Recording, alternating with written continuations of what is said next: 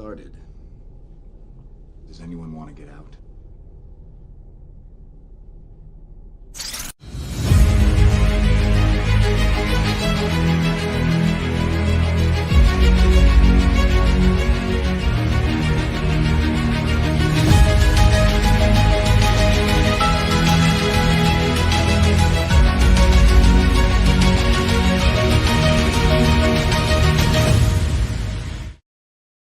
Hello, everybody, and welcome to the Friday Night Frenzy, the one show where WonderBat is canon, and the topics, well, they're more like a set of guidelines. Let's bring in the folks, shall we? Hey, it's me. Prove it. You're a dick. Okay. I'll take it. I'll take it. You're like, oh, he's gonna use the other one. He's gonna. And what's kind of funny is that if you reverse that, that's my reaction to your saying WonderBat is canon. See, this is what I want to do to you, Jared.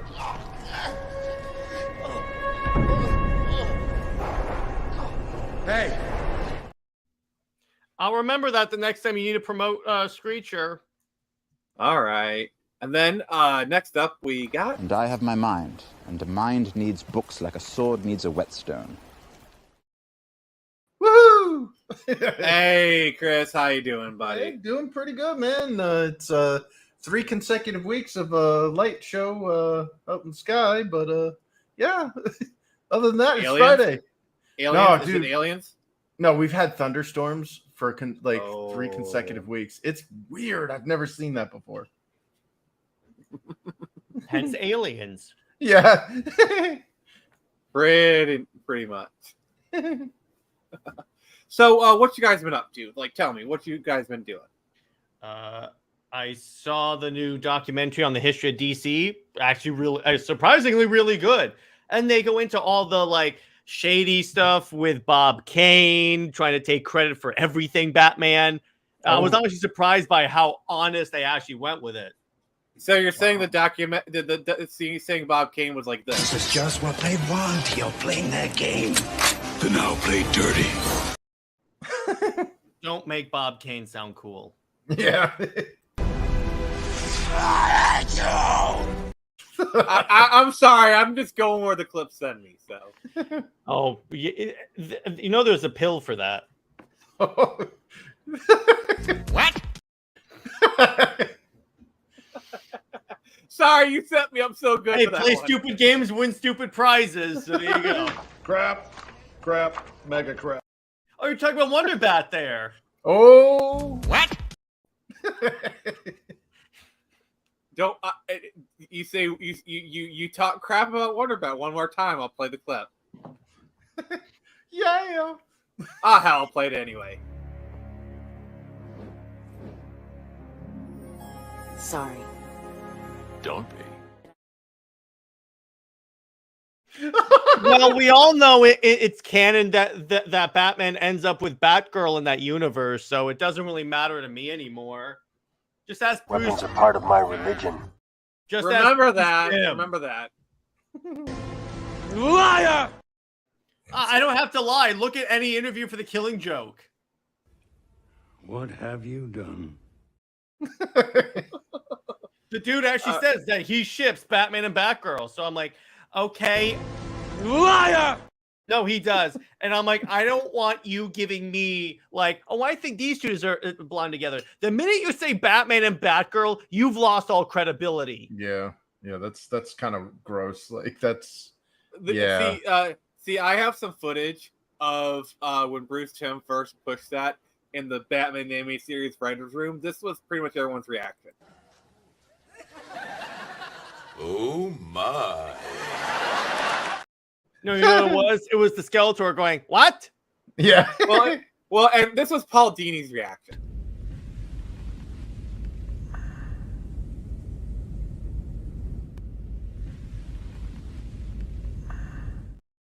Yeah. Actually, what Dini's reaction is that, Bruce Timm, we don't want to be investigated by the federal government. You do realize that, right? Yeah. Yeah. There's a movie about that right now, but yeah. Yeah, Of course!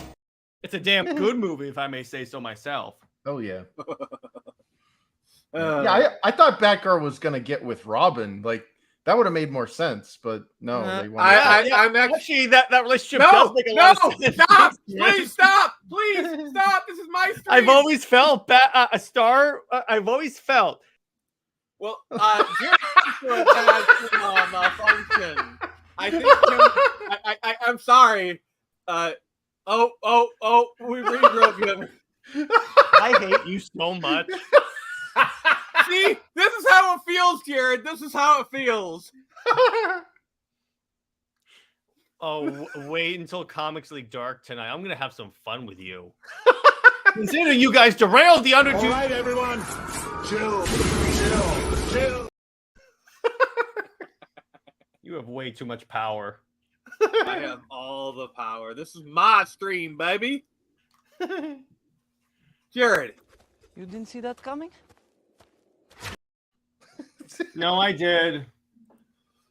Oh man. No. All right. Let's so we're kind of in a situation, the same situation that we ended up in 2008, except it's a little bit worse now.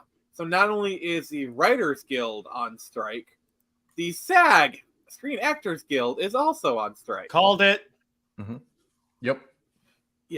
And so Infant Chris, can you kind of give your take on the situation? It might veer a little into the tinfoil area, but I have two sides to it. The first side is these are Americans, okay? These are people out of work, and these industries are circling the drain. If you look at the record losses, like Disney's actually they're considering selling off or being bought out themselves outright. They're only like 15 years from their last financial rigors. But yeah, you don't think Amazon would love to just like okay, imagine Jeff Bezos just walks into Bob Iger's office and says, "I am now buying this company." Yep. And setting new rules about the pool area. Yeah. Oh, but it's like so you know, I'm obviously like, and I have a lot of friends in the entertainment industry, and these are good people that you don't see because a lot of them work behind the scenes. You know, they're special effects artists, cinematographers, you know, all sorts of people that are left unsung, but they're getting hit just as hard, if not worse. And yeah, lovable of the line people. Yeah, and as much as I'm not I like Ron Perlman as an actor, but a lot of his political views, Dear God, I love him. Didn't he threaten to burn down someone's house? Yes, but he made a video, and I have to agree with him on this one, where he called out Bob Iger, where Bob Iger said something along the lines of, the longer this goes on, the better it works for us because we can financially starve these people. And when they start losing their homes and their apartments and stuff, then it'll benefit us because it'll force them to concede.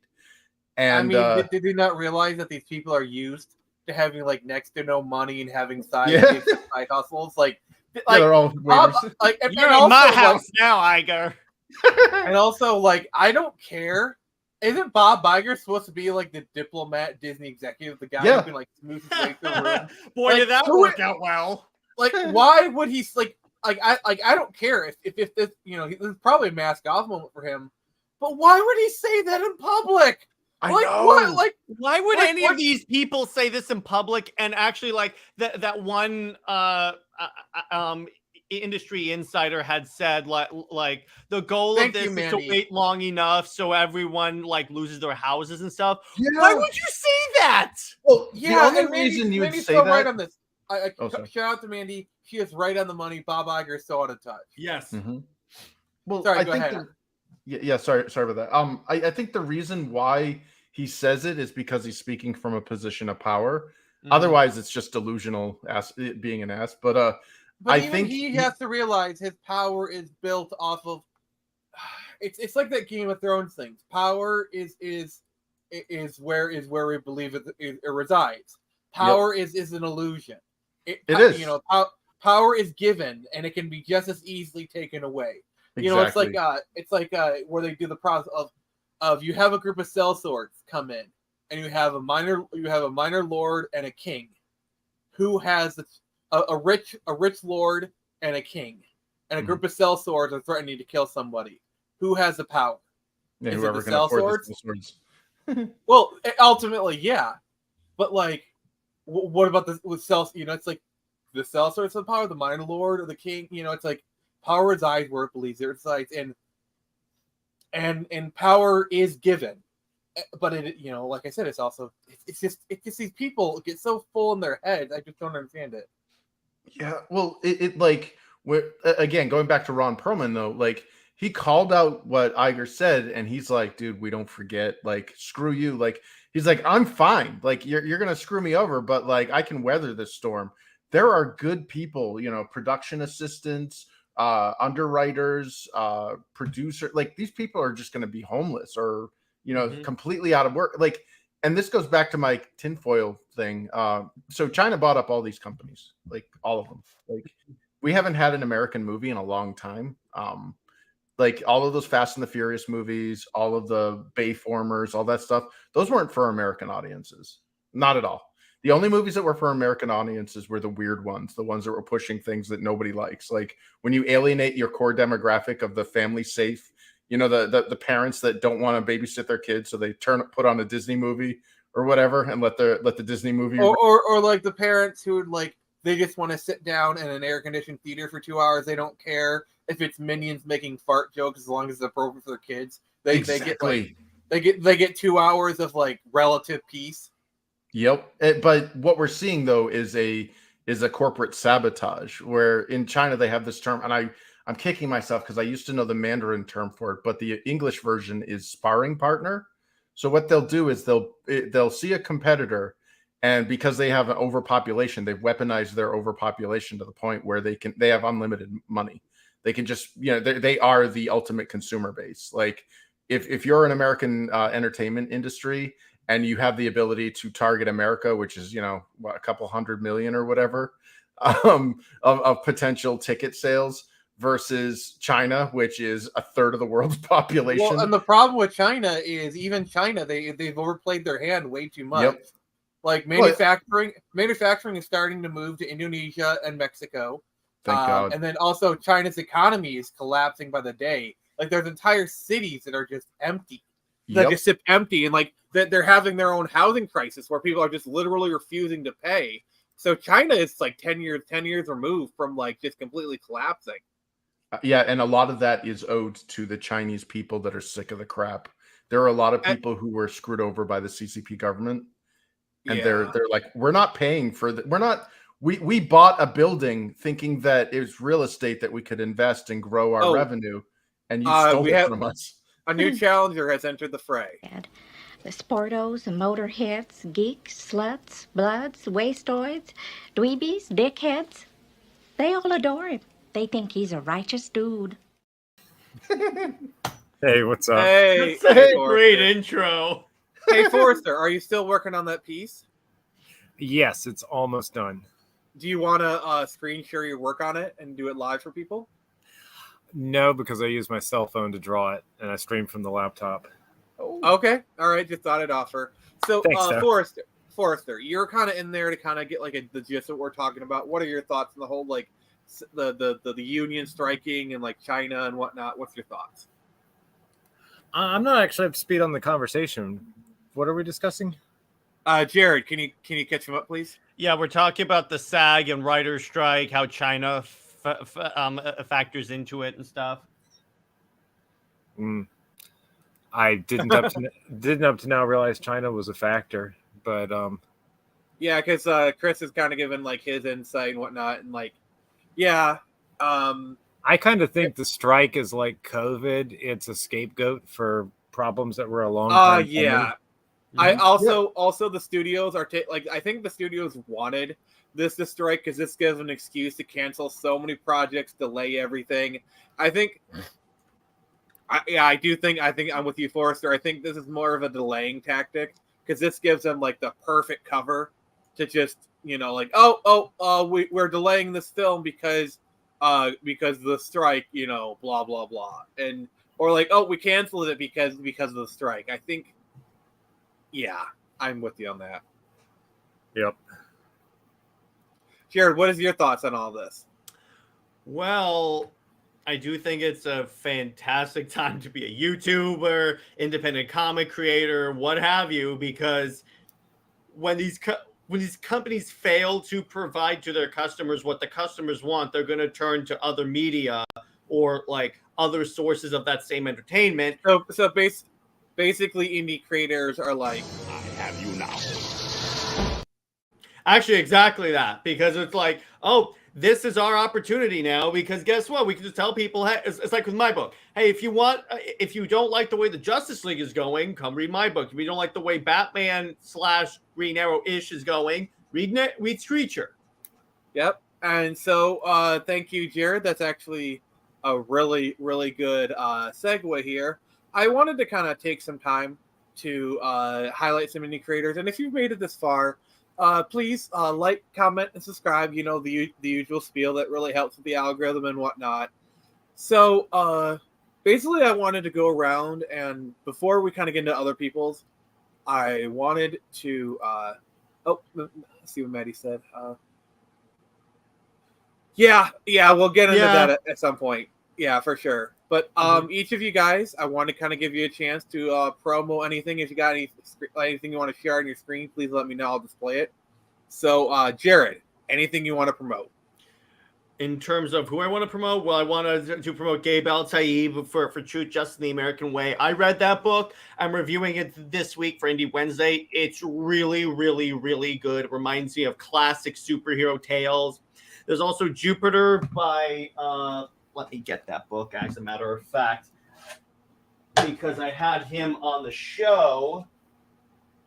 It's by my friend Jason. He came on the show to promote his stuff. It's a really dope book. We have, obviously, Eric July, and I saw him in the Reproverse and all that. Oh yeah. Freaking expanding. Oh, did you see the pictures of him and Nerdrotics at San Diego Comic-Con? Yeah, apparently they gave a fantastic panel about being an independent creator.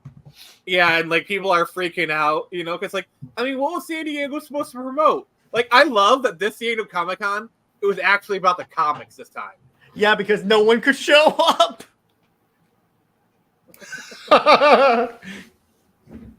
Chris, what's your thought about San Diego Comic-Con being actually about the comics this year because Hollywood pulled out? Yeah, every year I've ever been to Comics Con was as a game developer, and comics was such an afterthought that it was almost like, why is this called Comic Con? So it's good to see a return to form. I just wish there really was a spirit of focus on indie comics, not small, not you know what I mean, like the real indies, the young guys, the guys that can't afford $1 billion factories or whatever to help. Yeah, exactly. Amen, brother. Amen. People love to conflate small businesses with indies, and they're not the same thing because you can't. They're two different competitive markets. Yeah, I will say indie, at least in terms of my local scene, is pretty well represented on the local con level. There's a pretty because I live in southeastern Michigan, so that's kind of my sphere. It's southeastern Michigan, northern Ohio ish kind of stuff, and we have a pretty good indie comic scene here. I don't know if you realize a lot of the indie people come from Michigan. For example, Joe Mallon, he lives a couple hours from me, and a lot of other people are from the Michigan, Ohio area. We are actually really well represented in the scene. You'd be surprised. Oh yeah, honestly, my buddy Matt Tran with the Mythoverse, I think he lives up there, or one of the guys in the group does. Somewhere definitely up there. Yeah, I've heard this too, that there's a scene. But here's the thing, Nick. I think the reason why you don't necessarily see a big representative push by really indie creators is because it costs a lot of money to get highlighted in San Diego Comic-Con. A lot of money people can't afford if they're working on this and then doing their campaigns and working a day job. Yep. Also, really quick pause. We have another person. I don't care. Next. Hey. Ooh, we got a full panel here. I am so happy. Yep. And Oh, so we're just talking about like indie comics and whatnot. Like, yeah, like let me just kind of give you guys some perspective. All right. So I'm a local independent creator, and probably the biggest con in Michigan, like Comic-Con, is Motor City Comic-Con. And that's not that's not nowhere as big as like C2E2 or even San Diego. You know what I'm saying? But it's the biggest one in Michigan. A table there can and I think like this is for like either vendors or even Artist Alley is like $400, $450 for a table at Motor City. Now, granted, this is the con that regularly gets top tier guests. Like they had Stan Lee a few years before he died. And Stan Lee is about as high of a guest as you can get. Like they had they regularly get like Doctor Who characters. I actually met Colin Baker, the Sixth Doctor there. Nice. Luke Brigno, Kristana Loken, Jason David Frank was there. They actually got Carl Urban one year. I remember I was in line to meet Jason David Frank, and on one side was William Shatner, on the other side was Carl Urban. Did you scream over, Nick? Did you scream over? I am the law. I wish I had, dude. Why am I the one who comes up with all these cool things for you to do? Because you're the smart one and I'm the good-looking one. Debatable on the second part, but okay. Oh, shots fired! Are we gonna have a remember, Jared? Oh, don't worry, dude. I'm waiting until tonight. Trust me, on Comics League Dark. I'm gonna have some fun. He's gonna fire off the blue steel. Oh, he'll fire off something, all right. But yeah, like cons themselves can be expensive. I think the reason why we don't see more people in indie as opposed to like indie music, because it's honestly really easy to produce music. Like a decent mic will run you $100. MIDI keyboards probably $50 to $100, and music software is free, especially if you know how to sail. And so like that's all you need to produce music.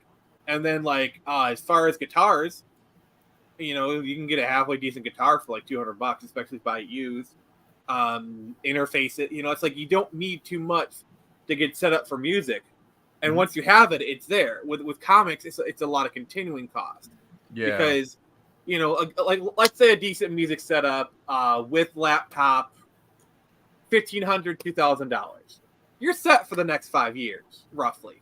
And even then, a lot of that stuff you don't like. You have to rebuy a laptop, but like a lot of the other equipment, you can, you know, you can keep. I mean, hell, I've been using the same microphone for almost 10 years now.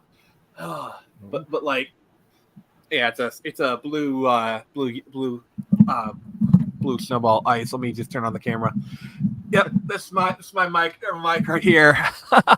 Make sure it's close to your face, Nick. Like I keep trying to tell you. All right. Yeah. Yes, Jared's being a stream mom today. But yeah, like so Chris, what do you think about like my assessment of why there isn't more people in indie nowadays? Indie comics. Yeah, I mean indie comics is definitely a financial, like it's a huge gamble, it's a sink, and there's very little, like one thing I've noticed that kind of bums me out is the cults that have happened in indie comics. Cult of personality. Yeah, God, I love that song. But it's so good. Yeah, but the it's because of that we're kind of losing quality control, if that makes any sense. Like we need people who aren't creators to come into the indie sphere and just rip into comics and be like, guys, this is crap, this is amazing, this is crap, you should buy this, buy stock in this. Like, you know what I mean? Like I have a sneaking suspicion that a lot of people who are even in the indie space, they don't do cons, because like I hardly see, like there's not like I because these people did cons. That's really the true arbiter of how your stuff works in the real world. You know, like I'm gonna lay down some numbers here. Like at cons, I actually do like decently well. Like I sell on average between 40 and 70 comics per con. It's usually either 1 day or a day and a half con, and these are small cons, so that's not bad numbers. No. And it's like, yeah, it's very encouraging. But I'm talking with real world people here. I'm talking about people who like they've never even heard of Comicsgate. They don't even know who Ethan Van Sciver is. They're not even plugged into all this stuff. It's like, I like comics, and they come in and they judge my comic book worthy to purchase, and that is very fulfilling. And I feel like I feel like you can tell a lot of these people don't do cons because they're so plugged into whatever bubble they're in that they have no idea what. And like, this is a really big problem with like the modern comics. But it's kind of starting to become a problem in other spaces, and I'm trying to tread very carefully here. I understand.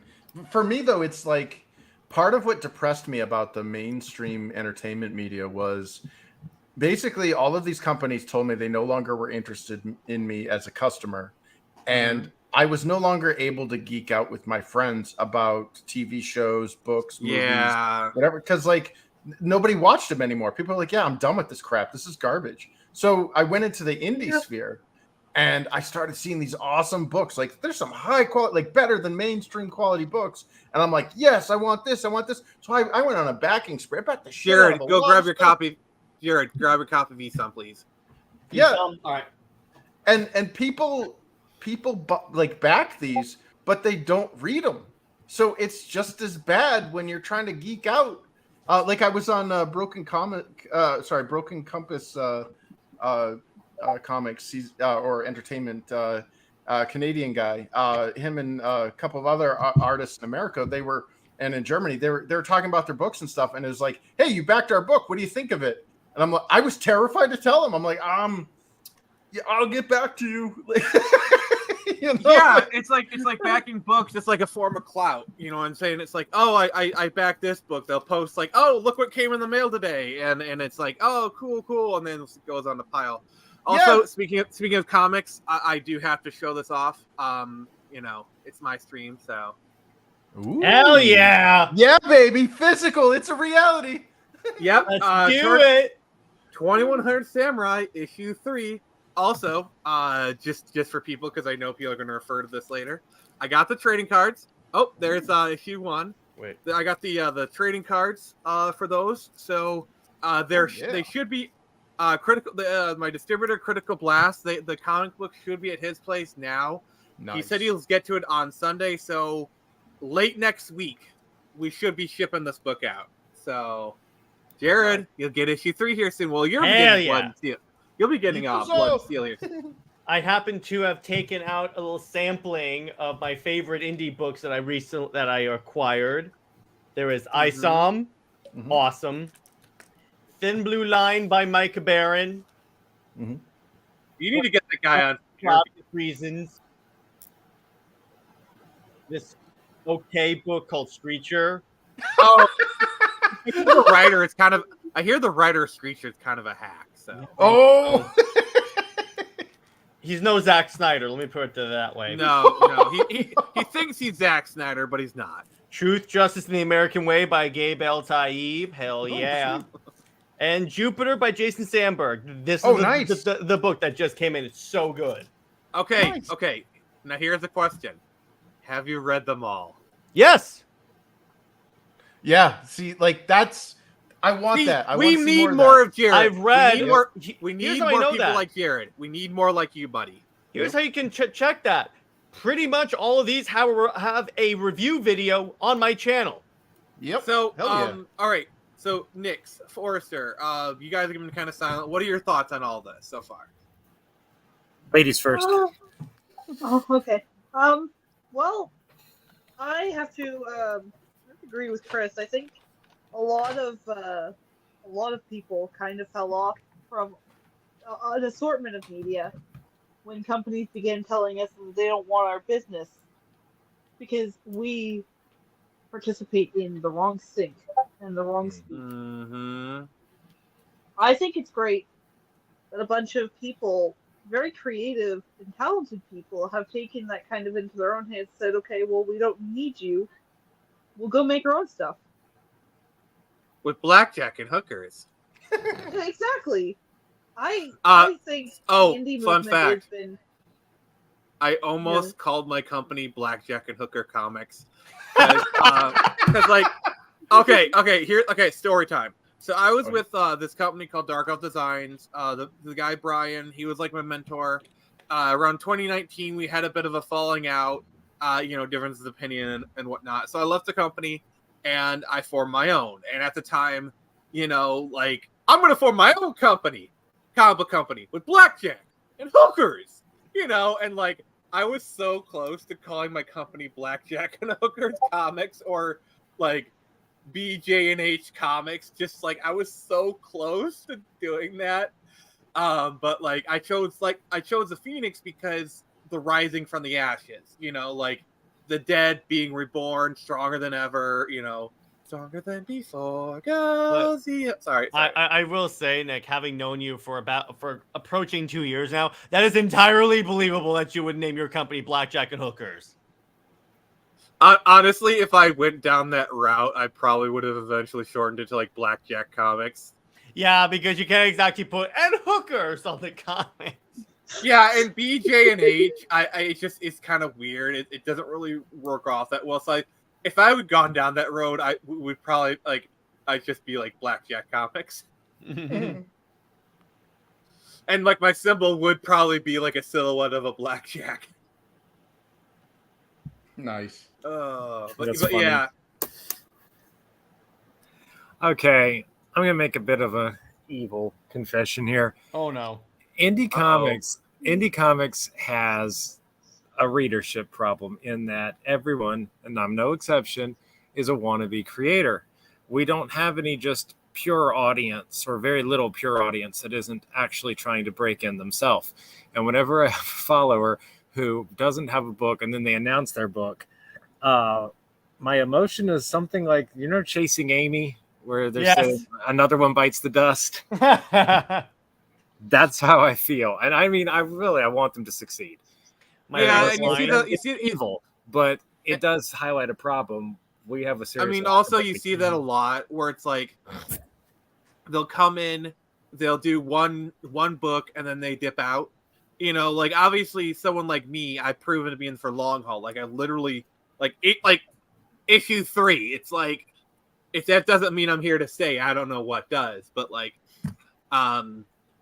other people, like I see this all the time. It's like they come in, they're all full of like piss and vinegar, and like they do the book, and then it gets delayed. Like I backed a book like almost a year ago. I'm not going to name names here. Where the guy was like so full of enthusiasm, and then like it just got delayed and delayed and delayed. And I see this all the time, and this is it's really sad. But like I do have to push back on you.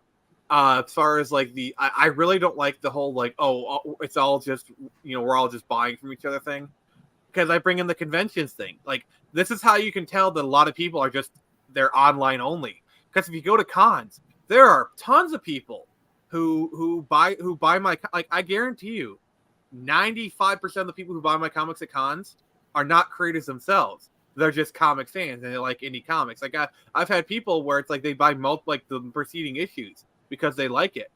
And I think we as creators, we kind of need to get off of Twitter and just get into the real world. Just talk, like just go to these conventions, put your stuff at comic shops. And it's a really big, you guys agree, feel free to disagree with me on this, but like, I feel like it's a really big indication that some of these people are terminally online. No, feel free to call bull crap on it, but that's just my opinion. No, I don't really have any bull crap to call. It has gotten a lot better in the local comic shop scene. When I printed my first comic in 2012, I was blatantly just like thrown out because I've like tried to give it to the shop owner, and he flips through it and he's like, "Yeah, it's not ready." And I'm like, "What do you mean not ready?" And he gives me like the scathing critique, faces are too similar, and I'm like, "But the backgrounds are really good." And he's like, "But people don't buy it for the background." I was like, "Okay, well then you don't have to buy it. I'll just give it to you and you keep the profit." And he's like, "Frankly, I don't take books that I can't move, so it's going in the waste bin." Harsh, but it's probably something you needed to hear. I don't know. All I did was color it. I think he's got his head up his butt. I'm going to re-release it exactly as was with coloring. But my point is that like now there'll be a shelf for indie, and because it's not necessarily possible for an indie book to always be at like DC or Marvel level, and that's kind of the thing. I think that there's a problem with the indie space, and I've encountered this myself, where like, especially like on our side of the equation, quote unquote our side, where it's like these people are like obviously, you know, people like EVS are doing like amazing work, and I'm not, you know, and like these are good quality books, but people expect every book to meet like that lofty, like better than Marvel or DC on their best day quality, and not everyone can match it. You know,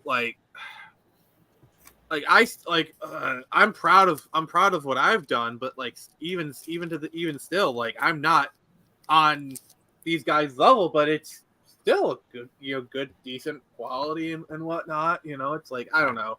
I see a lot of this stuff, and it's just kind of disheartening. Yeah, I agree. Yeah, I think that's Mandy. I think that's like with a lot of people where. Oh, hey, Nick, I wasn't necessarily trying to debate you there. What I was saying about the audience problem, that was meant to dovetail into what you were saying a minute ago about cons. That's exactly what I meant. Like less Twitter promotional and more actually like going where the it's really disheartening when it's like you know, it's like people pass by your table and like they look at your book, you give the spiel, and then they just like, I'll come back for it, you know. Yeah. And later.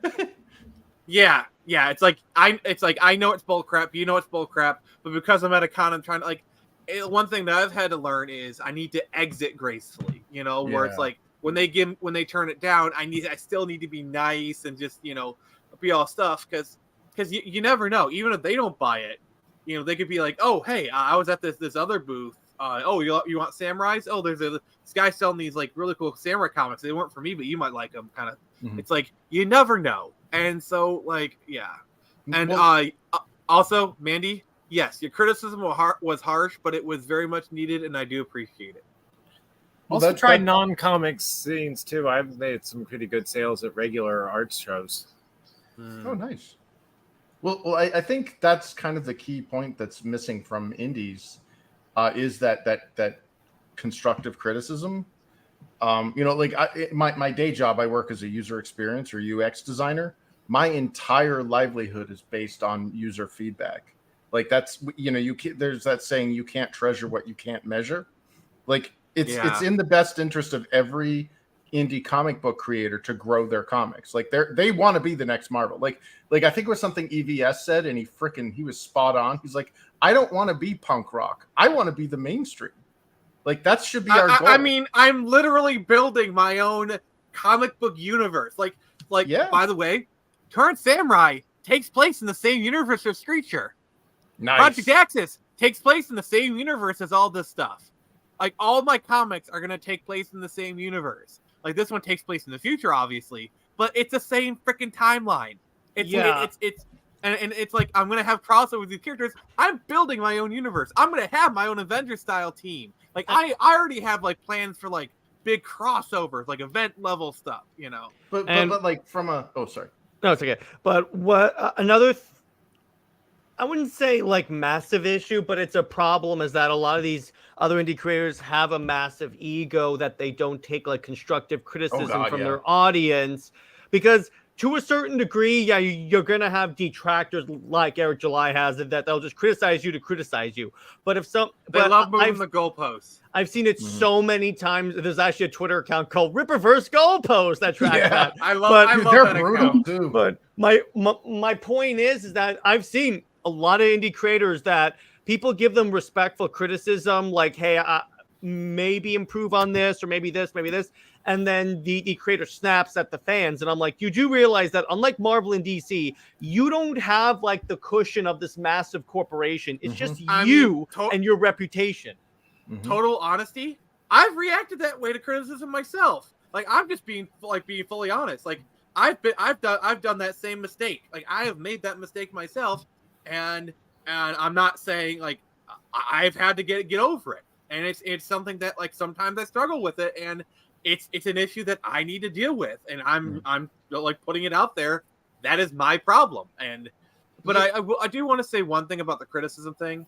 I think another facet of the criticism that we haven't touched upon is the people giving the criticism are not always giving constructive criticism. Oh yeah, True. They're getting because Nostalgia Critic really ruined online discourse for an entire generation of people, because before Nostalgia Critic, and this is also kind of AVGN's fault a little bit, but it's really I laid this on Nostalgia Critic's shoulders, is criticism as entertainment. Mm-hmm. Is when they're giving criticism for like entertainment, for laughs. It's not about, it's these cinema sins of the world, you know. Mm-hmm. Like I'm sorry, but when I'm watching a cinema sins on Pacific Rim, and one of the sins is, hey, that's my Xbox. Yeah, no, your entertainment, your fluff, and I cannot like. What's worse is these people like, or like the red letter medias of the world. Red letter media ruined the prequels discourse for like 15 years. We're only now just getting out of that. Mm-hmm. And you got a lot of people who want to be Nostalgia Critic, want to be red letter media, want to be like whatever thing is, and so the criticism is, oh, I'm going to be snarky. It's even seeped into editing. Like I once worked with an editor where like she was more concerned about like a snarky comment than actually addressing issues, and it was annoying as hell. Yeah. Well, for me, like, oh, sorry. I don't want to talk over you, Nix, because you barely talk. Oh no, go ahead. Okay, no, Nick. I want Nick to go. I want to hear what Nick wants to say. Okay. Well, I was just gonna say, you know, in defense of Angry Video Game Nerd, and mostly Nostalgia Critic because that's the one I'm most familiar with. But I do watch James occasionally. But Doug does, you know, try to be a bit positive sometimes. You know, sometimes, more so yes. recently. And especially nowadays, but some of his earlier work, even, he does try to highlight some of the good things he sees in the film, and he has admitted, you know, this is a character he's playing. A lot of this is just stuff that he's hyping up for the sake of the joke. Like honestly, when it's Doug Walker the person, like his Disney December videos, like those short ones, they're fine. Like, or even his top 10 list where he's just like talking about like top 10s or whatever. His criticism's fine. Like it's good. It's good criticism, and it's normal. I don't mind that stuff. It's the Nostalgia Critic character that I really feel like has ruined online discourse. Yeah. But like the character too, I mean, has really pulled back and tried to be more like, because I think Doug, being the kind of person he is, really does take into account, okay, so this isn't working anymore. Maybe I should try being a little more genuine. Demo reel. Yeah. I think someone like Linkara, though, kind of dear God. I mean, I was a fan Or of him Lindsay for a Ellis, while. honest. Lindsay Ellis is also. Lindsay Ellis, yeah. Lindsay Ellis is really a victim. victim. She basically cultivated a certain type of audience, and that audience turned on her, and she freaked out, and she like, I think she's doing stuff on like Nebula or like these like some services, but like as far as like the larger discourse, she's gone. And like actually, like I didn't mind like some of her early loose cannon stuff, like post that, you know, whatever, was actually pretty good. Like her Captain America one was fine. But she just went off the wall. So like, I will say my favorite like nostalgia chick video is when she did Matilda, guest starring Marley Wilson, the actual actress. That was great. Yeah. But like, I think my problem with her is that she just blatantly lied in some of her videos. Her review of Rent. Oh yeah. And she gives this history of the Reagan administration that I'm not slinging mud. She, honest to God, said things that 5 minutes on Wikipedia can debunk. It wasn't even good lying. It's not like skilled political rhetoric where it's an opinion. It's just blatantly, you look it up, and what she said happened, didn't happen. She's off by several years, stuff like that. Something she claimed happened in 89 was in 85. And well, Forrester, what she's relying on is the stupidity of her audience not to actually Google it. Yeah, intellectual laziness. That's easy to and the bank on. loyalty. It's that, And the loyalty. that early rumbling of that. Someone makes a claim that's verifiably false, and then other people jump them where it's like, well, this is a good message, and you're a bad person for disputing a good message. That's that post-truth mentality. Oof. Oh no! Don't you dare dispute my truth. It's like it doesn't have to be You're a bigot. true. It's good, and Oh you're my gosh. bad if you're against this good thing. Can we just bring back alternative facts? Like seriously. Yeah. I love that they pushed that for like a year and no one bought it and they just dropped it. Like you can really tell when the media is trying to push like certain terms and like how quickly they drop some of these. Yeah. But like going back to it, I think Linkara is probably one of the biggest, you know, in that kind of thing that you were talking about. Like a lot of his complaints are very blown out, I find, or at least that's what I've been noticing, especially in his later work, like his newer stuff, and especially when he talks about topics that you know he's got kind of a horse in, or whatever what the phrase is. Like I'm guarantee you, Linkara is never going to review the reboot of Lightbringer. But if you know, you know. Yeah. Oh yeah. Is his name on the cover still, or?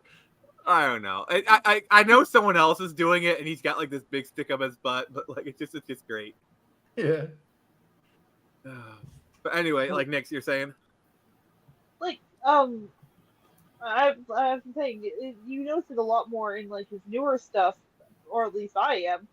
But like anytime there's something even remotely not liberal, like slightly just not liberal, and he kind of throws a bit of a fit. Like that whole stupid fridge scene with okay. You kind of triggered me with the phrase there. Can we stop with this fridging nonsense? Like seriously, particularly when people trying to apply it to Ms. Marvel. Yeah. Oh, absolutely. Which, by the way, Clownfish did the best video. He put out a video because they announced that they're bringing her back as a mutant. Big surprise there.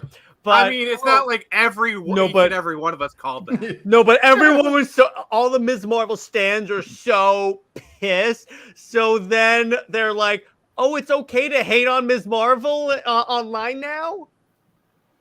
God.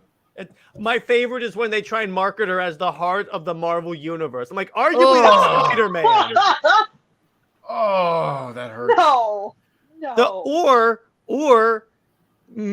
arguably it could be Carol Danvers, Ms. Marvel in the Avengers 200 version. That's for Nyx right there. Oh. Jared, I had to do that. They're nice. Jump off a bridge. Oh, hey, Keely. Also, I love this. Like, what's going on? You should know in this channel that we go crazy. So yeah, remember the topics. They're more like a set of guidelines. And remember, Nick is not as as sane as me doing streams. Oh no. And that should say a lot, because if you bring up Lois Lane, I will blow a gasket. Lois Lane is canon. You're really testing my self-control, Nick. Lois Lane belongs with Superman.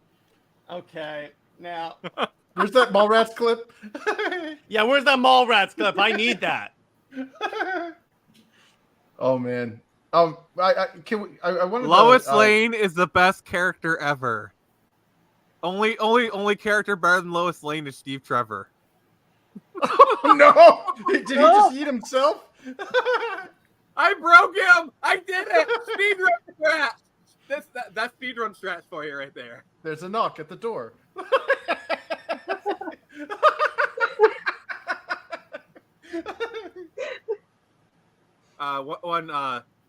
One second. Let me go check this. All right, guys. I'm scared. Wait, Jared, how did you get the? Oh! Oh!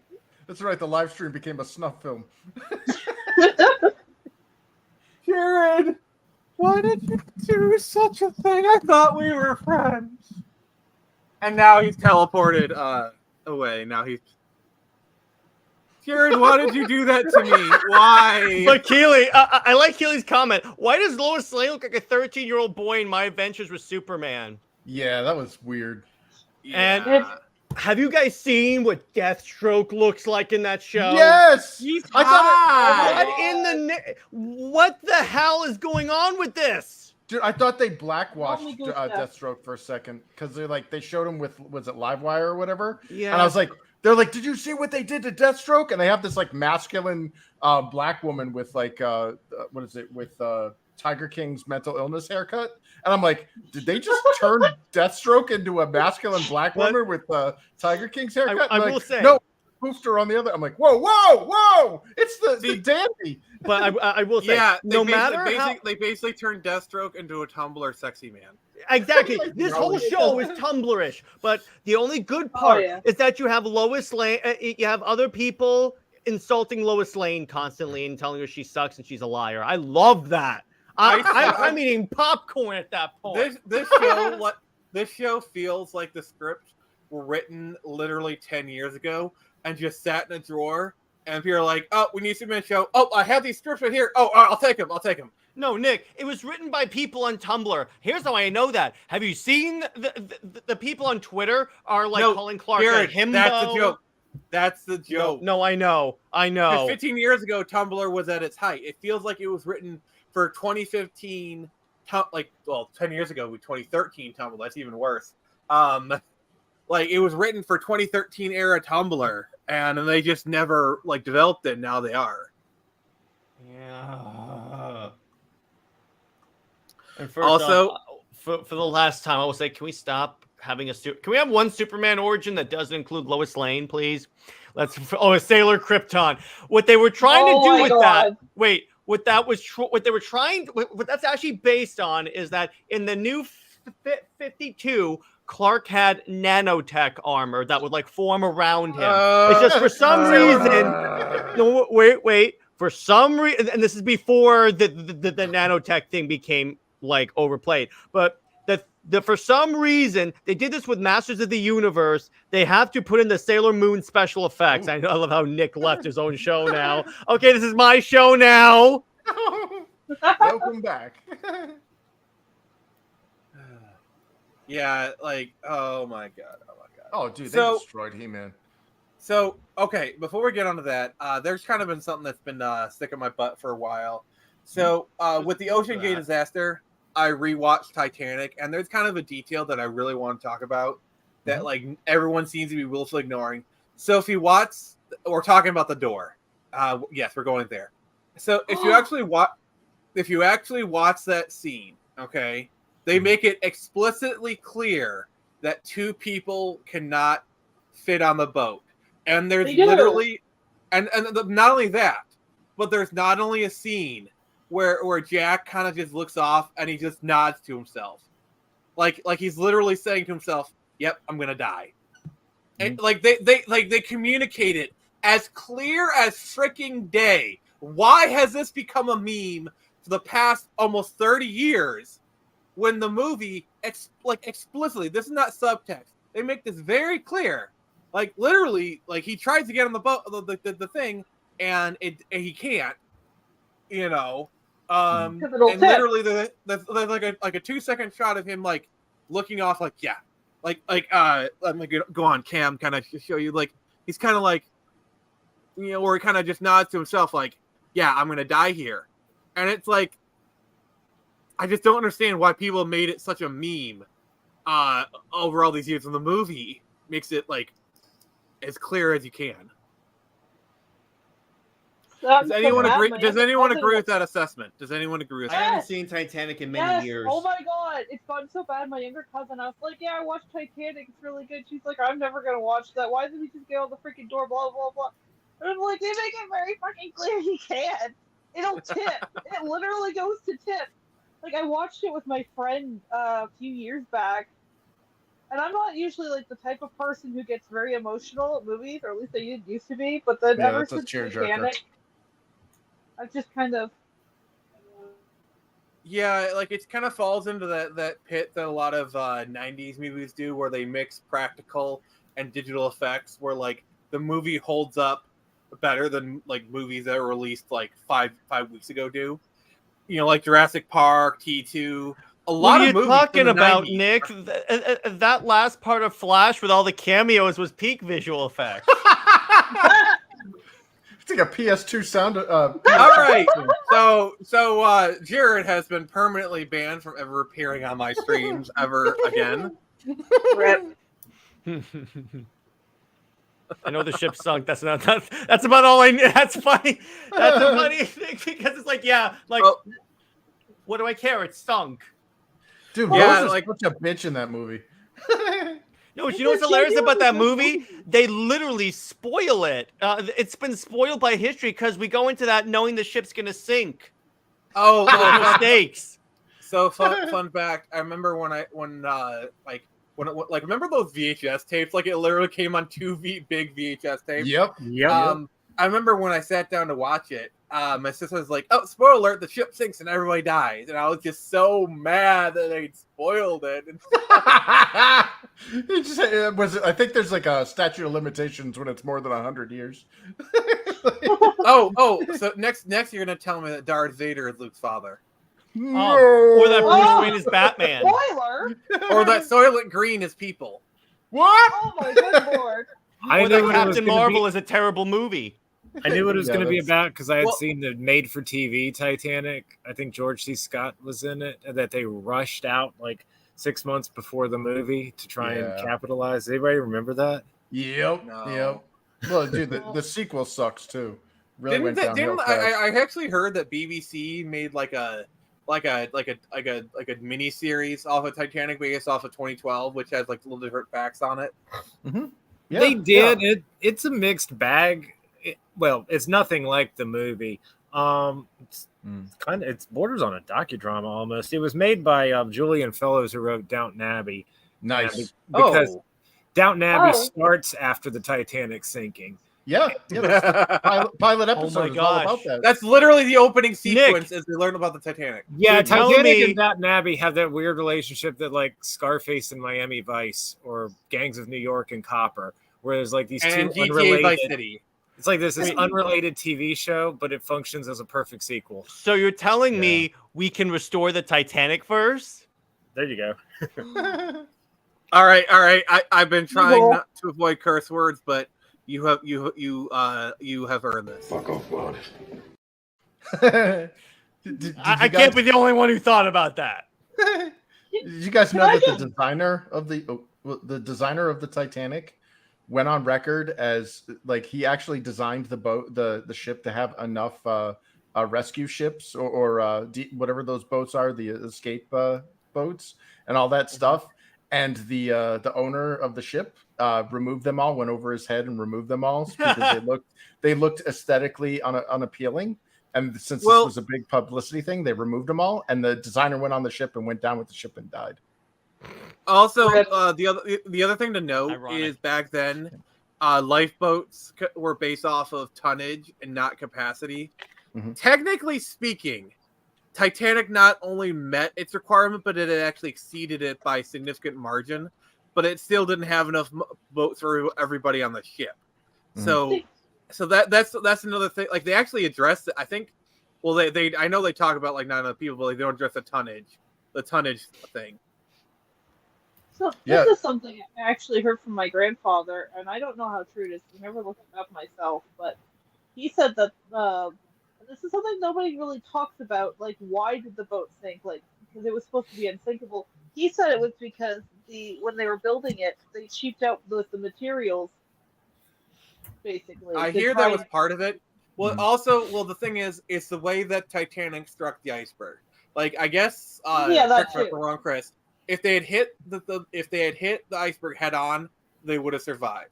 But because of as far as I know, like the way the Titanic showed in the movie is still the believed like like the little tiny gashes here and there.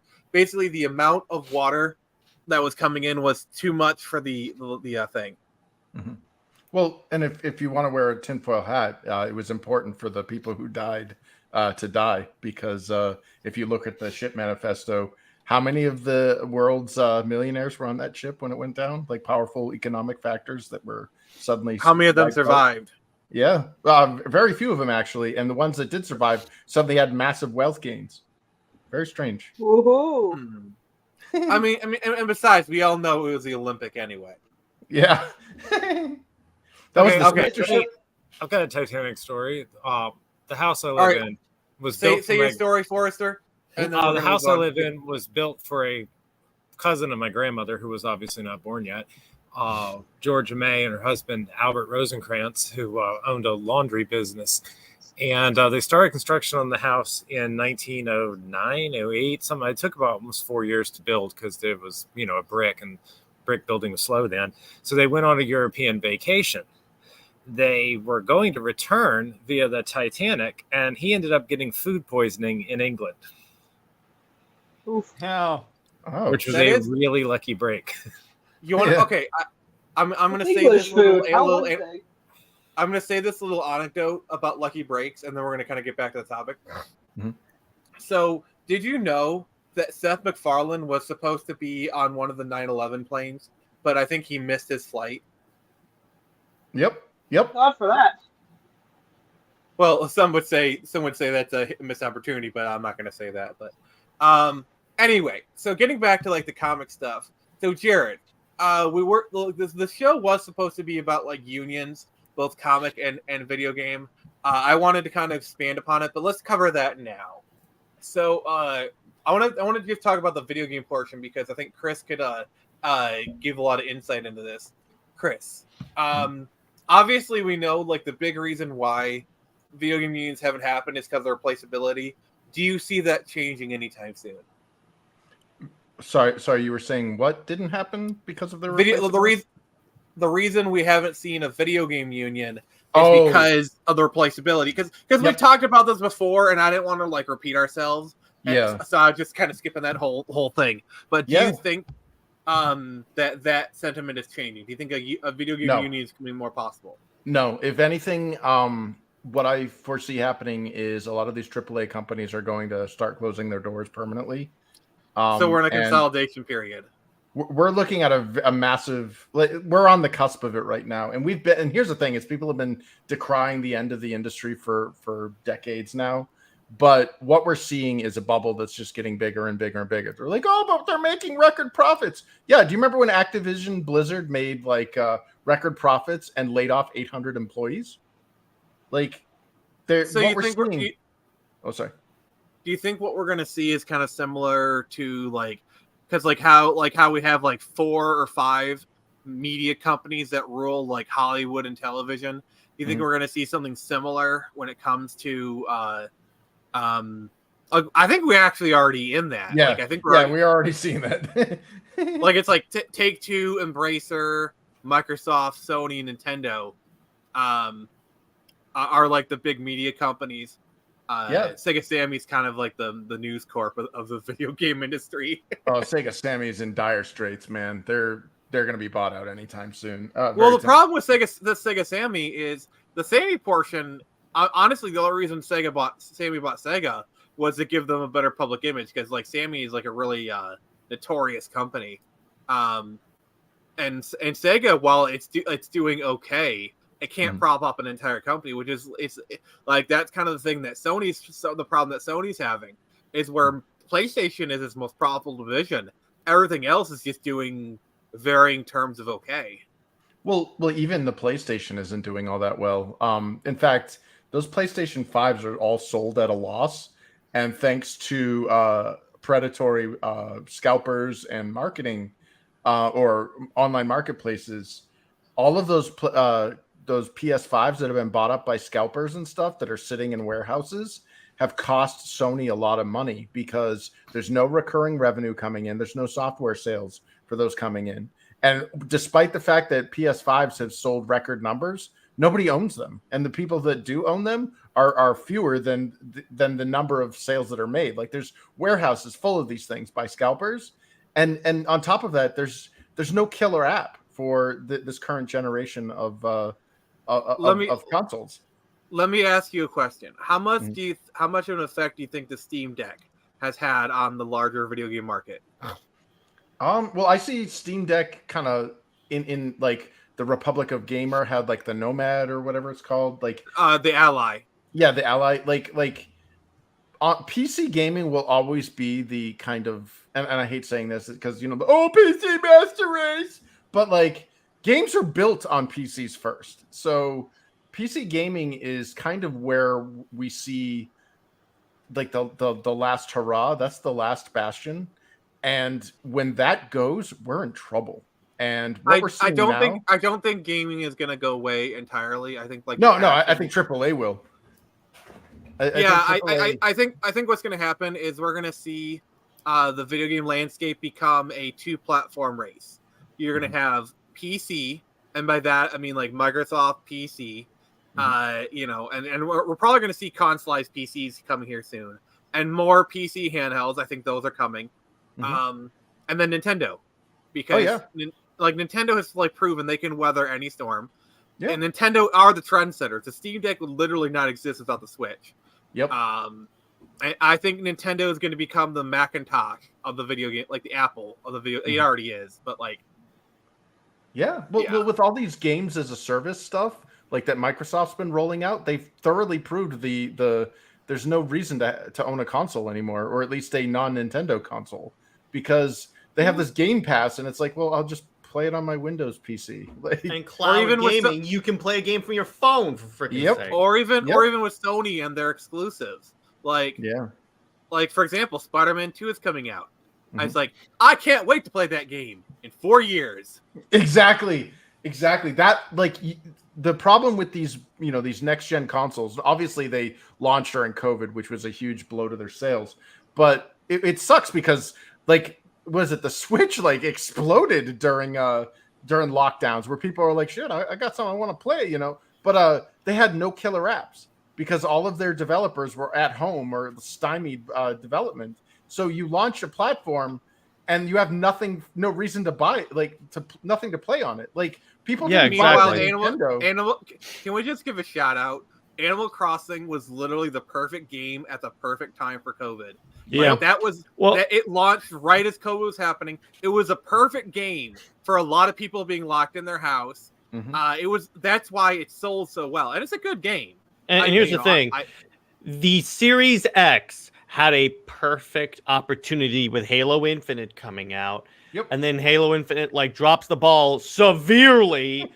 And now because when you think about it, the one thing that Microsoft and the Xbox has had over other games that it has Halo. And Halo has been going downhill ever since they put it with 343. But that's another stream. My point is, it's not just Halo that's real. Like, look at what's stuff with Diablo. Like Diablo 4, they're literally ruining their launch. But my point is that, what was my point? Halo. Yeah, my point is that going to it said Chris about there not being a killer app. There almost was. If Halo Infinite had not dropped the ball, I guarantee you there would have been a lot more Xbox Series X actual purchasers. Yeah, look at the enthusiasm. The original Xbox. Yeah. Look at the enthusiasm that Halo had when people were playing like the campaign. Like there was a lot of enthusiasm when it was just like the people who just play, because there's people who play Halo for the campaign, multiplayer, and both. Like the people who play Halo for the campaign, they had a ball. We were fine because that campaign is freaking awesome. Yeah, and you're getting videos shared online. It was getting great hype. But like when it came time for the multiplayer, they dropped the ball really hard. This is a problem. Here's the key thing: they left out split screen multiplayer again. No couch co-op. And this is really a problem with like you said. It's the thing that's killing AAA is they're literally doing everything the customers don't want. Like the push toward live services. You know, like anti-consumer practices. Okay, You now know, I'm pretty like- much story mode only. On things like Call of Duty, does the multiplayer change enough from game to game to justify having a new one like every year? Or is multiplayer basically the same? I never understood why. I always assumed mechanically they'd be about the same every year. They change a little bit. I mean, the reason why people keep buying, like, because if they didn't have enough incentives to buy the new ones, people would be like, no thanks, I'll just keep playing the old one. You know what I mean? Like it's either a new shinier coat of paint or one or two mechanics that they might toss in where suddenly you can do wall running or you can do grapple hook or you know what I mean? Like that's what they do to incentivize people to keep rebuying. It's not like a sports game where they just change the roster and give you, rebuy this whole game. I see Call of Duty players a lot like sports game players, where it's just they're kind of just like conditioned to buy it every year. It's like they don't even think about it. It's like, oh, latest Call of Duty, let me get it. Like, because there are, I think actually the court documents, like those with the lawsuits, have shown there is a large portion of the gaming audience that just has a console and they just play Call of Duty on it. Like, there's actually a significant amount of people who do just that. I like the story modes, at least the Me older too. ones.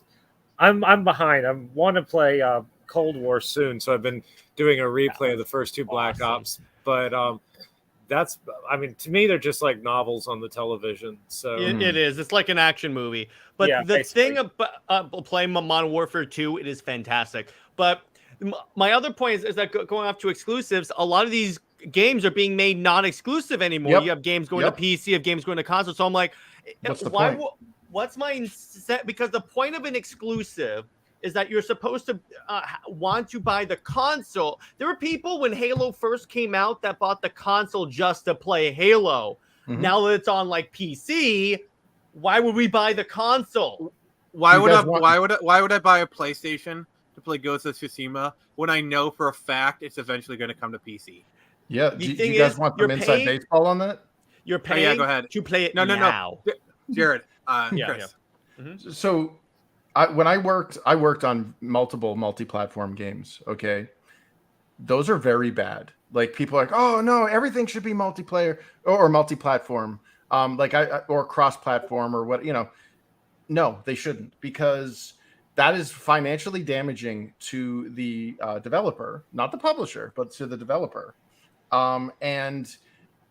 When you design a game that's not a console exclusive, or I shouldn't say console exclusive, I should say platform exclusive, you're not fully utilizing the hardware of that platform. So when you're building for a console, you are working within the limitations of the hardware of that console. Okay, fine, sure. Now what happens when you have multiple consoles that you're building for and a PC? And you're bringing with that multiple audiences with different expectations for And it performance. got even worse when handhelds are still in the mix. Yeah. Well, how's this one for you? When I worked on that Defiance game, I felt so bad for our engineers because we were told this game will launch on PC or Steam or whatever, will launch on the PS3 and will launch on the Xbox 360. And we're like, oh, great. Those are the three big heavy hitters. What's our targeted platform? i.e., what's the platform that we want to be our flagship? And they're like, well, that's not how this works. We have to look at the weakest platform first. What is the platform that the bare minimum of our technology can exist in? You can't design this broad networking, multiplayer, massively, whatever, for a console that doesn't support online, stuff like that. Yeah, so that's why that's why games during that generation were so bad, because the worst thing is like, oh, we're doing this for the Wii as well. Yep. Well, the Wii was a completely a lot of times it was a lost cause, because the Wii was just basically the GameCube with a little bit of a slight hardware boost in like memory or something, but other than that, it was basically the GameCube architecture. Yeah, and if you're doing and the thing is, if you're doing a Wii version, you might as well do a PS2 version, because that console was still at that point. And the PSP, and it's like if you have a PS2, PSP, it spirals out of it. Like that's why you had like it got really bad. Like 7 different consoles you're releasing on sometimes. Well, when you're making a massively multiplayer online shooter like Defiance, okay, it's doomed to fail on multi-platform. for this very reason. Okay, there's something in console development called TRCs or TCRs, which is your terms, regulations, and certifications. These are things that PC games don't have to endure. The TRCs or TCRs are things that you have to submit your build to a testing process from the console manufacturer to make sure your game doesn't blow up their console. They run through a whole list of things, and on top of those certifications, each console brings with it a set of guidelines, or they're not even guidelines. They are instructions or things that you need to meet in order for it to even clear the certification process. Your console must proclaim Bill Gates the Emperor of the Universe, or you cannot release on the 360. Dude, that I would almost prefer that, because some of these were so restrictive. For example, okay, you've got an MMO, okay, so you know it's going to need regular patching, right? Like there's going to need to be updates and patches. Otherwise, how are you justifying a monthly fee? Okay, great. So what happens when your TCRs say, "Hi, I'm Microsoft, and I released a console version called the Xbox 360 Lite that didn't come with an internal hard drive. And part of that TRC says that you have to be able to run that entire game off of a memory card, and it cannot be installed to the hard drive." And you're like, "Oh shit, okay, so everything needs to be on the disc, and we're gonna have to limit what we can download for, and to like I think it was like under a gig for their stupid little memory card. So everything has to be streamed off the disc."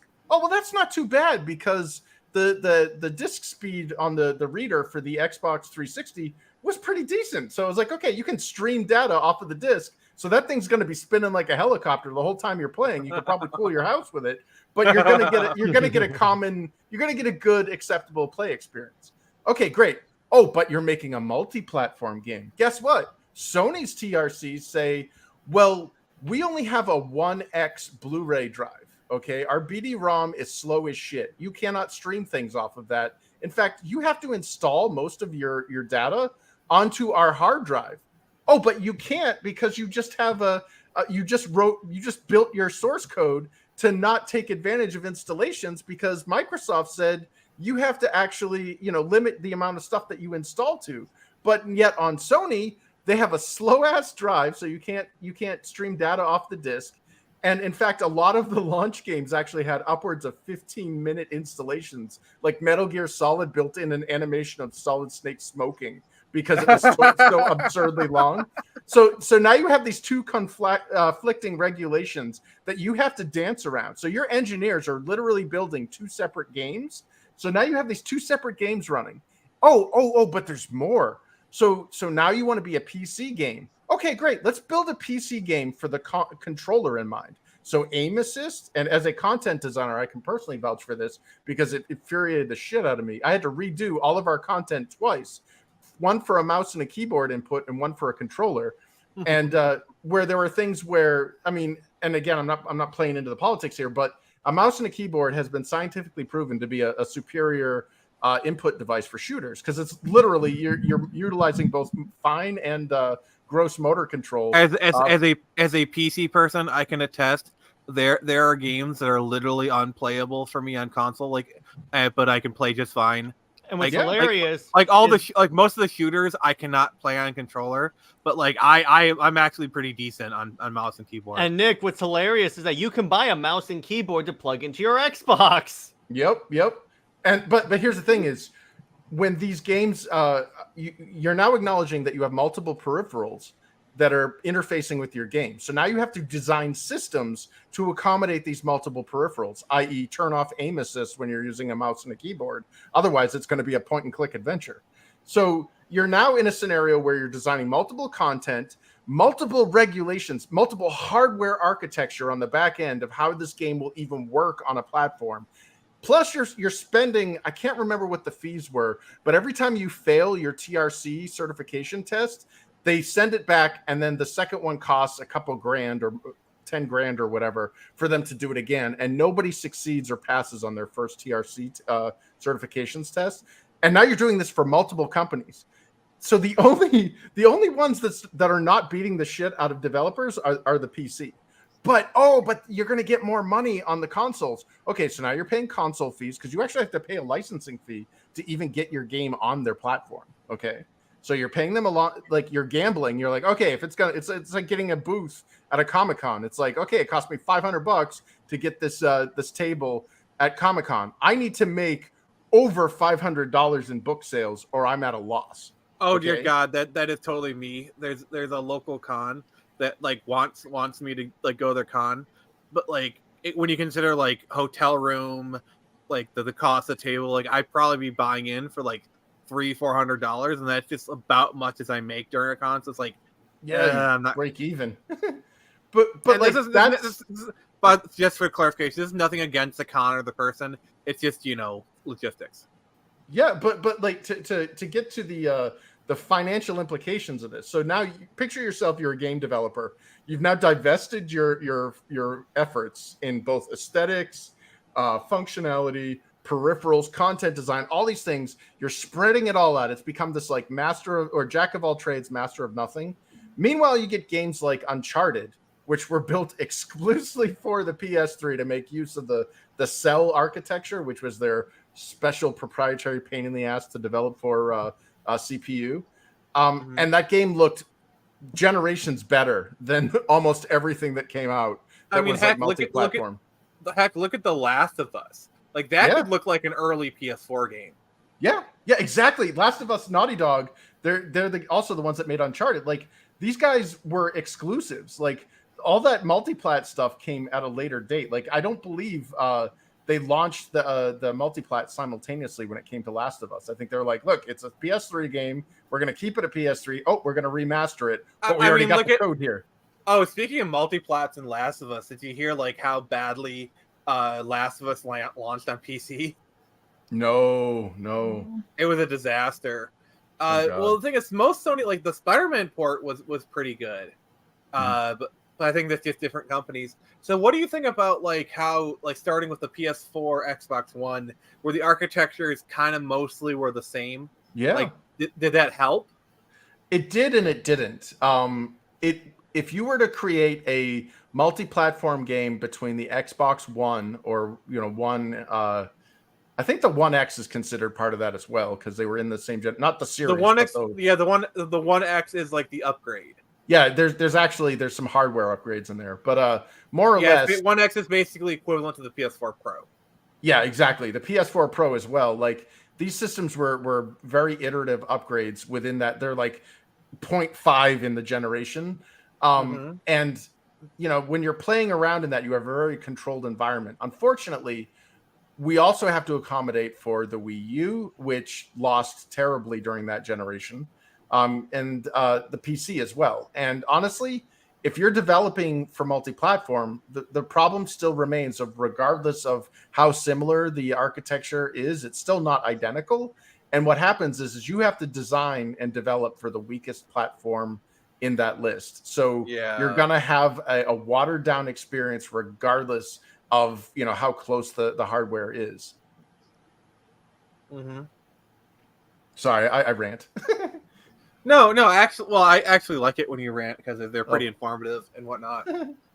So, the other thing I kind of want to talk about is now, Jared, this is kind of where you're going to come in. I know you got to leave here in a second, but like comic book unions, do you think that'll ever be a thing? I know, like, it's not, it's different factors, but I think we might come to the same conclusion.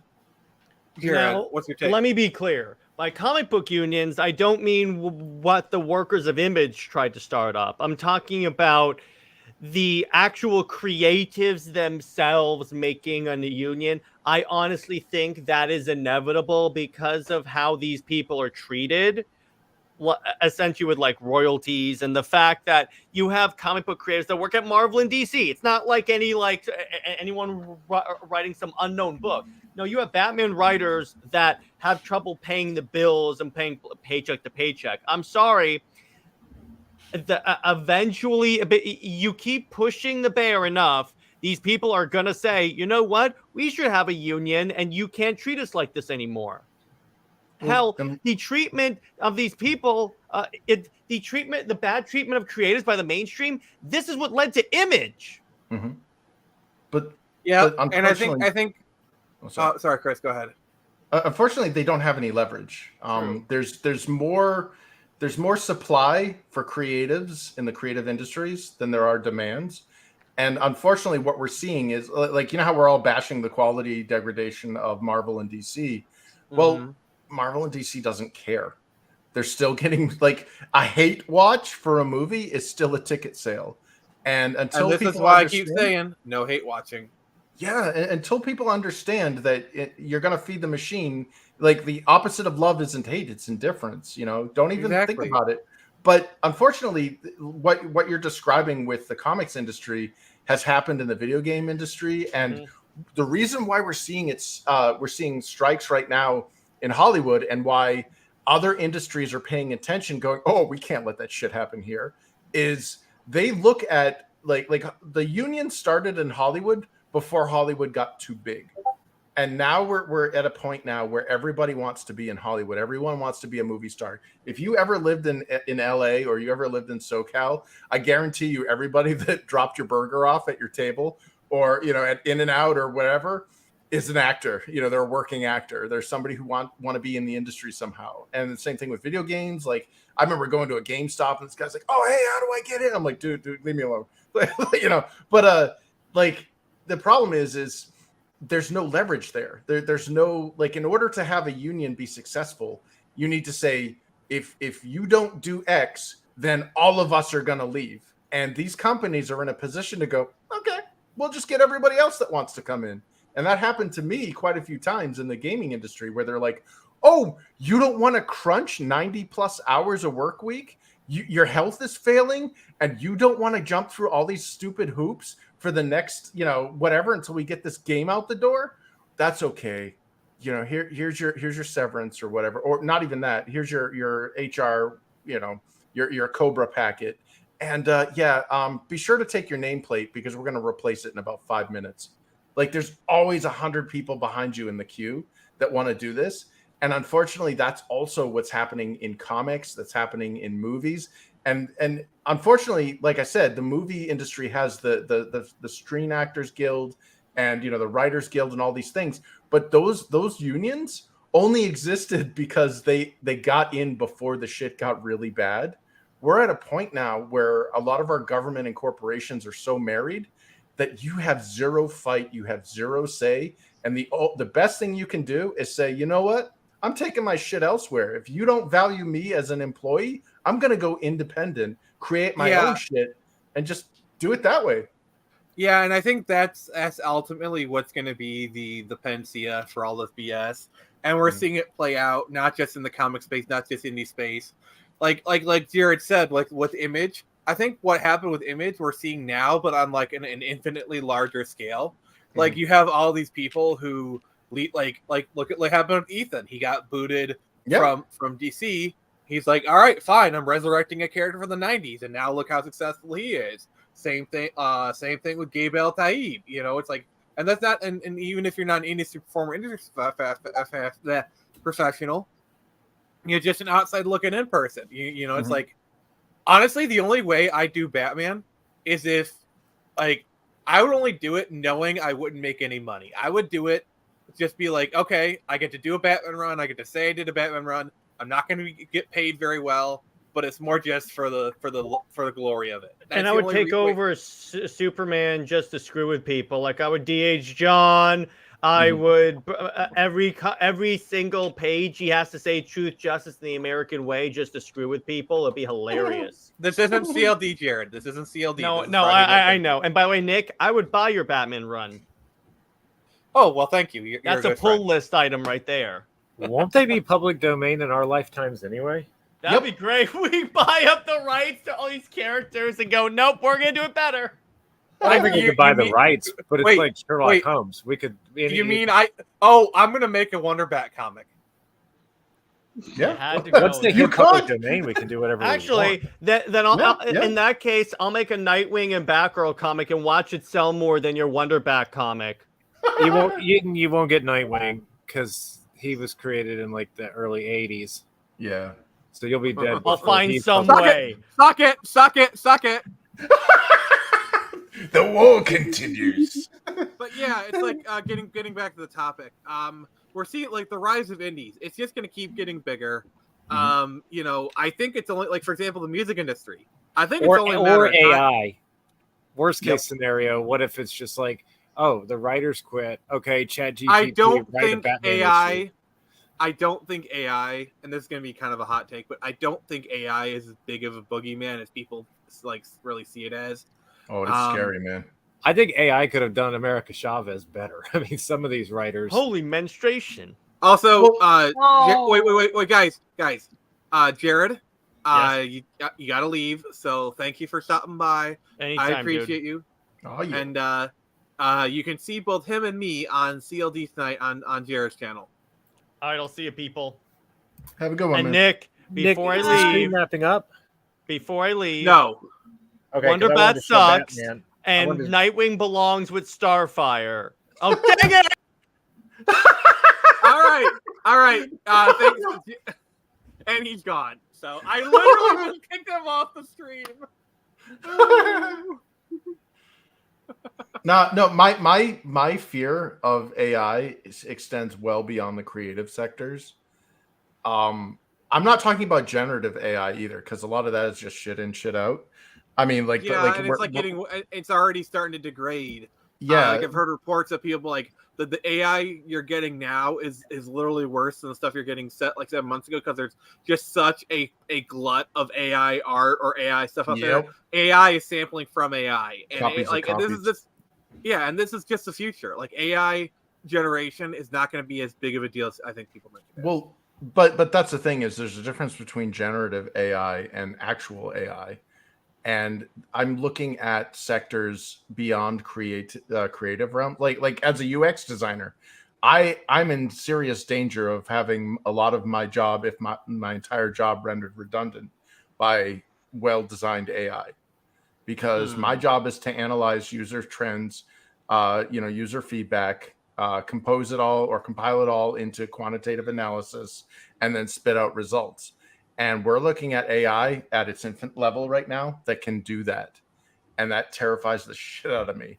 And it's not just me. There are engineers out there, software engineers, web developers, who can literally ask, hey, AI, give me a JavaScript that can do a mouse over with tooltip. Okay, there you go. You didn't have to pay an engineer to do that for you. Or give me a website. Give me a bare bones website. Okay. The problem, I think this will be fine for like a lot of applications, but the problem is with and I feel free to correct me on this, because like I've done some coding classes, so I have like kind of idea of how coding works. Famous last words, but like, but from my experience, when you have like these like auto generate code kind of programs, usually the code is like extremely bloated and inefficient. And I think that could cause problems for a lot of like different types of applications, to the point where like they stop using well, but that's the thing, is this is its infancy. We're only seeing generation 1. I'm worried about generation 3, 4, and 5, where the same way that automation has replaced unskilled labor. I mean, we have all those morons that were demanding $15 minimum wage at McDonald's. Okay, fine. I had a UX designer design your touchscreen interfaces, so we don't need you at work anmore. We can just have our customers. Yeah, all it did was exacerbate. Like it like pushed it along. Because oh, we're paying these people like crap. We don't need to do this. Like, okay, fine. Like, it's cheaper.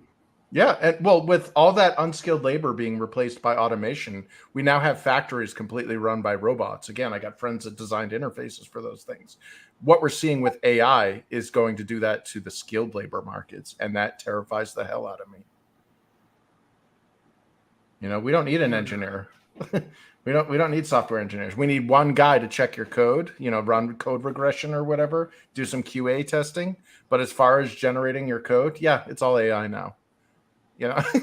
And we don't need an office full of them. We can just have one dude sitting there. I mean, we're literally seeing the collapse of the second tech bubble right before our eyes. So yeah, and it's gonna be disastrous, because when it already is. Like, look at all the people getting laid off from all the tech jobs. Like 5 years ago, you had like all these blonde bimbos working at like Google, and like they didn't even know how to do crap, and now they're getting laid off. They don't like. Did you see some of those TikToks? Like, oh my god, yeah. It's like there are kings and queens who do not live as good as you do. Yeah, when your daily job, it consists of going to restaurants and eating free food at your or like yoga mats and stuff, you're clearly not, you're being overpaid. But it worries me because the only thing that we have left when all of our skilled labor goes is managerial positions. And like I don't want to be a manager. I've had the opportunity to be a manager several times. I absolutely despise being a manager. But that's the only department that seems to be safe right now. You don't think that's by design? But here's the other thing. Managerial is like the one space that like is prime for AI to take over. Mm-hmm. Yeah. And imagine AI taking over executive positions. Oh yeah, they're gonna do exactly like what my job does. Is they're gonna analyze your trends and be like, okay, the company is costing this. Our output is down. These are the trends that can change that, and we'll make adjustments accordingly. And you wouldn't even know if a human being did that or the AI did it. Yeah, I just think in the coming years we're gonna see a lot of rejection of the things that like people use, because like there's like a lot of the younger people, they don't use social media. Like you don't really see that. Like, I mean, sure they're on TikTok, but also you see a lot of them that they're just not using a lot of the same stuff that we are. So I do think as time goes on, we're gonna start to shift away from the stuff.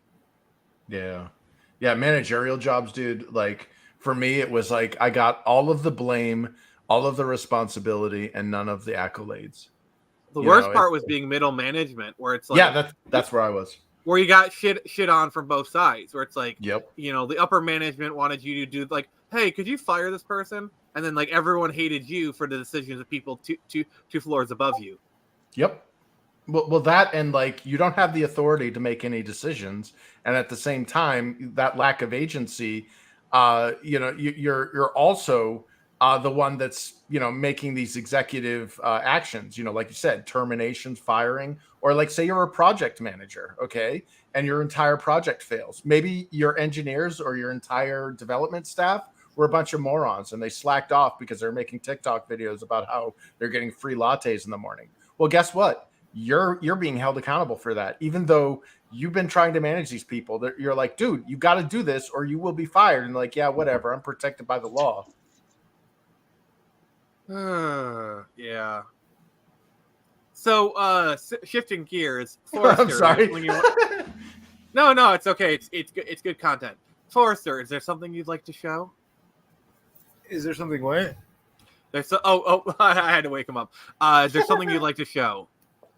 Yeah, you can show that. I can't. Cell phone, remember? Oh, okay. Let me just download it real quick. And so Forrester has been working on something for me, and it's pretty good. It's pretty good, I'd say. It's let me just rename it real quick because Twitter likes to do that _large thing, which is kind of bullcrap, but whatever.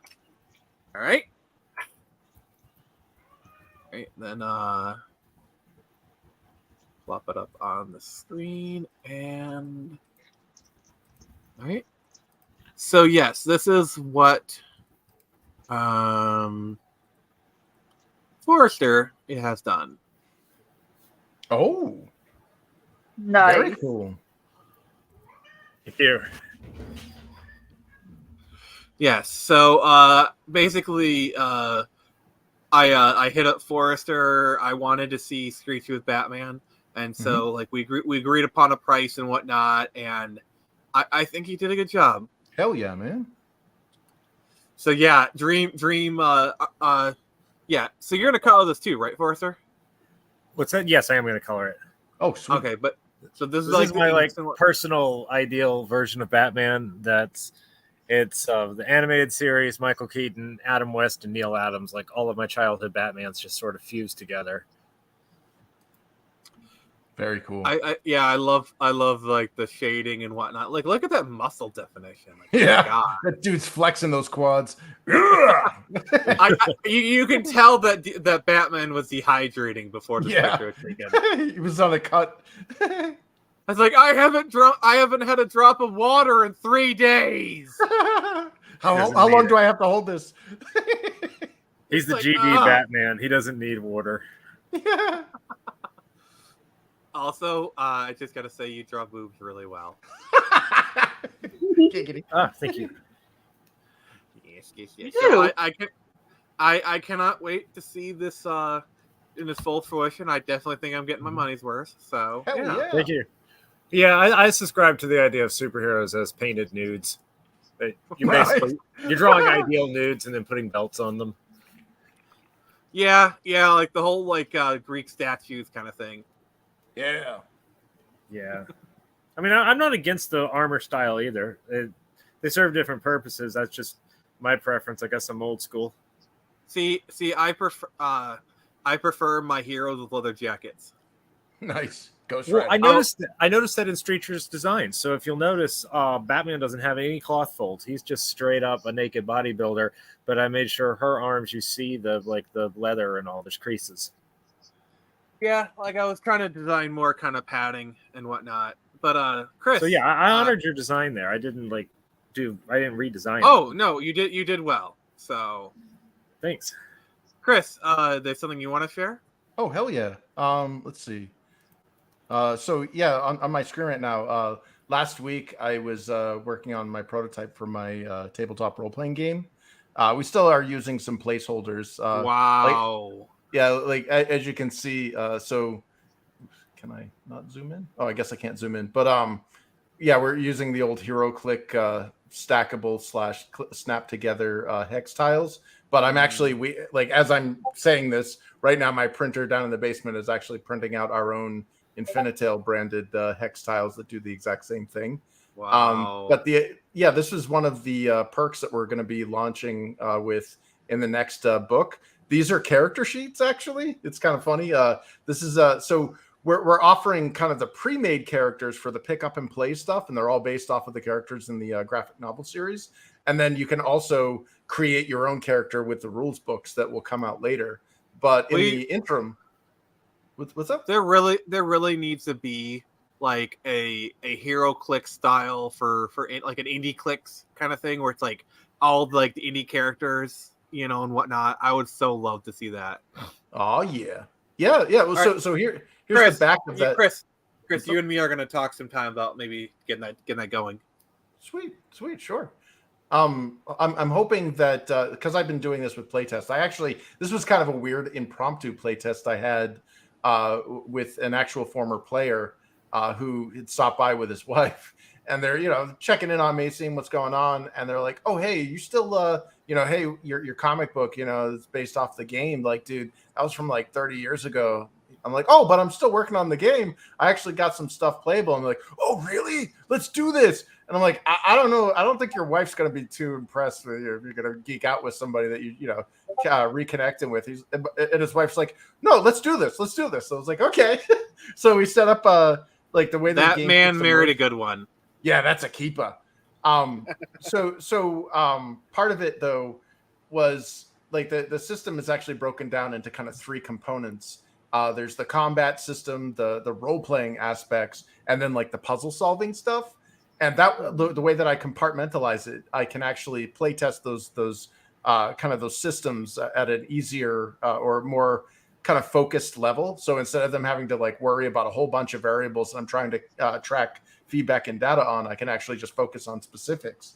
And what we did was we set up this little combat scenario with these enemies called water leapers. They're these like venomous winged frog things from Welsh mythology that have little scorpion stinger tails, and they got like a lethal venom in you, or lethal venom when they wrap around you, and they can overwhelm you with swarming and stuff.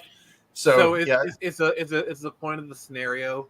Put chemicals in the water to turn the frogs gay. Yes, when they attack you, they go, "Hey." Chris, as soon as you said frogs, you should have known what was coming.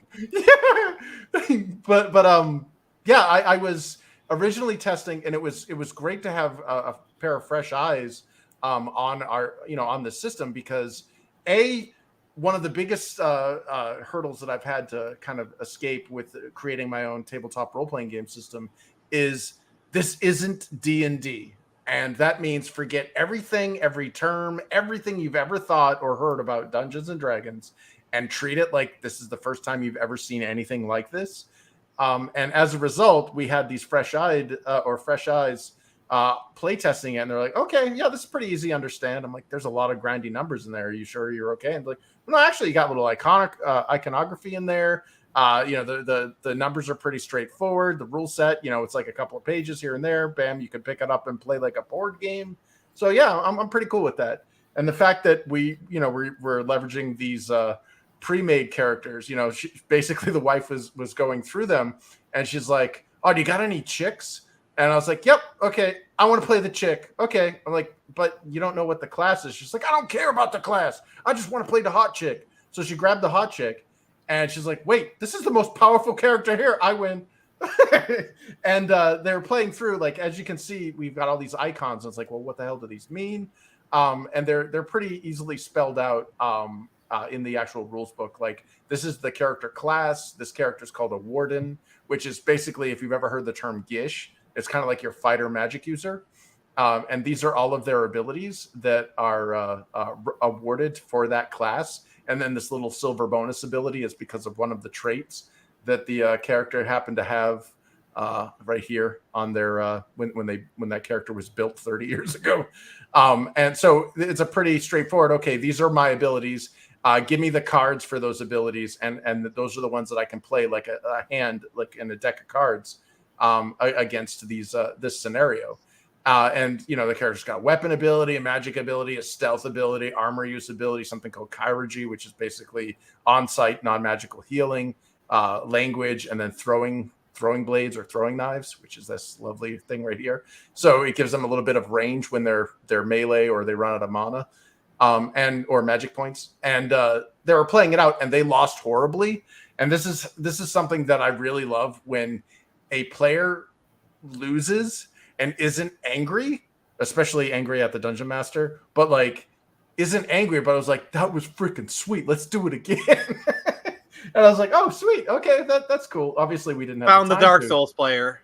Yeah, but it was like a lot of what they did was they overextended. They allowed themselves to get isolated. They weren't sticking together or whatever. And then it was like listening to players after, like, a post-mortem, as they call it, after the scenario played out, and like discussing kind of what they can do in the future of how they can play the next scenario, or do we got to do this? Okay, what if we did this strategy, or what? Like, that to me is like, that's my bread and butter. That makes me grin ear to ear as both a game designer and as a nerd in general. When I hear people geeking out about stuff, especially something you worked on for freaking 30 years, where they're like, dude, this is awesome. I want to do this and I want to do that. And can you do this? And there's all sorts of questions asked and whatever.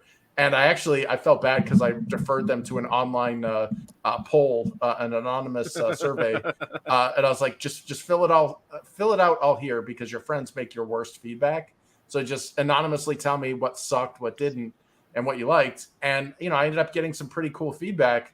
And like, for example, we're shrinking the models so that they better fit with the 1 inch by 1 inch hexagonal terrain tiles. Yeah. It looks like there's some overhang there. Yeah. And they're also getting circular bases with a better, more prominent front-facing indicator. It's because there's actually, your facing actually has effects in combat, especially if you're like a rogue style character, where you can actually backstab and stuff if you're standing behind somebody or if they're disengaged.